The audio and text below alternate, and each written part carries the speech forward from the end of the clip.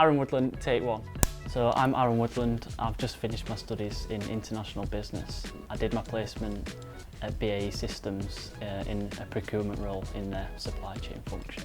I think my typical day on placement, no day was the same. I got involved in all sorts of different activities and whatever my manager wanted me to do on a particular day, I got involved and threw myself at it no matter what the challenge was. It varied every single day. I think coming in as a placement student, you maybe expect to be looked over a lot and not really given much responsibility, and I think from the first day I was there, especially my placement manager gave me a lot of responsibility, and it really surprised me how much they trusted me with different things.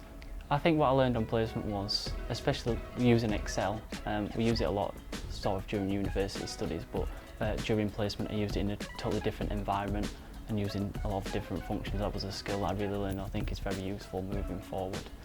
In terms of supply chain, I learned a lot about the tender process, and again moving forward post-graduation, going into my graduate career, being able to understand just the fundamentals of a tender process is really important as someone going into supply chain.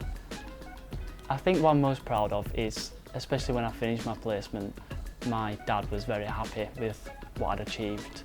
He didn't just congratulate, but he told me that he was proud of me, so that was a nice sort of moment, yeah. And it's what I was most proud of, getting that sort of validation from my parents, because at the end of the day, although I want to do a lot of things for myself in my career, I think I'm doing a lot of what I'm doing now to make my parents proud, so...